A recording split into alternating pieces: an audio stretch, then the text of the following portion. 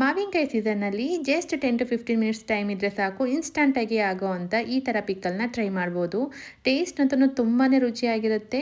ಇನ್ಸ್ಟಂಟಾಗಿ ಮಾಡ್ಕೊಂಡಿದ್ರು ಕೂಡ ತುಂಬಾ ಜ್ಯೂಸಿಯಾಗಿರುತ್ತೆ. ಮಿಸ್ ಮಾಡದೆ ಈ ಪಿಕ್ಕಲ್ನ ಟ್ರೈ ಮಾಡಿ. ಇನ್ಸ್ಟಂಟಾಗಿ ಪಿಕ್ಕಲ್ನ ಮಾಡ್ಕೊಳ್ಳೋದಕ್ಕೆ ಮೆಂತ್ಯ, ಸಾಸಿವೆನ ಈ ಥರ ಘಮ ಬರೋವರೆಗೂ ಹುರ್ಕೊಂಡು ಕಲ್ಲಿನಲ್ಲಿ ಪುಡಿ ಮಾಡಿಬಿಟ್ಟು ಎತ್ತಿಟ್ಕೊಂಡಿದ್ದೀನಿ. ಹುಳಿ ಮಾವಿನಕಾಯಿನ ಉಪ್ಪಲ್ಲಿ ಚೆನ್ನಾಗಿ ತೊಳ್ಕೊಂಡು ಸಣ್ಣದಾಗಿ ಕಟ್ ಮಾಡಿ ಇಟ್ಕೊಂಡು ಸಪ್ರೇಟ್ ಒಂದು ಬೌಲ್ಗೆ ಕಟ್ ಮಾಡಿ ಇಟ್ಕೊಂಡಿರೋ ಅಂಥ ಮಾವಿನಕಾಯಿ, ಮೊದಲೇ ಪುಡಿ ಮಾಡಿ ಇಟ್ಕೊಂಡಿರೋ ಅಂಥ ಮೆಂತ್ಯ ಹಾಗೆ ಸಾಸಿವೆ ಪುಡಿನ ಸೇರಿಸ್ಕೊಂಡು ರುಚಿಗೆ ತಕ್ಕಷ್ಟು ಉಪ್ಪು, ಖಾರಕ್ಕೆ ತಕ್ಕಂತೆ ಖಾರದ ಪುಡಿನ ಸೇರಿಸ್ಕೊಂಡು ಎಲ್ಲ ಮಾವಿನಕಾಯಿ ಪೀಸಸ್ಗೂ ಚೆನ್ನಾಗಿ ಕೋಟ್ ಆಗೋ ಥರ ಮಿಕ್ಸ್ ಮಾಡಿ ಸ್ವಲ್ಪ ಸಕ್ಕರೆನ ಸೇರಿಸ್ಕೊಂಡು ಕಾದಿರೋ ಅಂಥ ಎಣ್ಣೆಗೆ ಅರಿಶಿನ ಪುಡಿ, ಖಾರದ ಪುಡಿ, ಸ್ವಲ್ಪ ಹಿಂಗನ್ನು ಸೇರಿಸ್ಕೊಂಡು ಒಗ್ಗರಣೆ ಕೊಡ್ಕೊಂಡ್ರೆ ತುಂಬಾ ಜ್ಯೂಸಿಯಾಗಿರೋ ಅಂಥ ಇನ್ಸ್ಟಂಟ್ ಪಿಕ್ಕಲ್ ರೆಡಿ ಆಗುತ್ತೆ. ಈ ಉಪ್ಪಿನಕಾಯಿನ 10 to 15 ಡೇಸ್ವರೆಗೂ ಫ್ರಿಜ್ಜಲ್ಲಿ ಸ್ಟೋರ್ ಮಾಡಿ ಇಟ್ಕೋಬೋದು.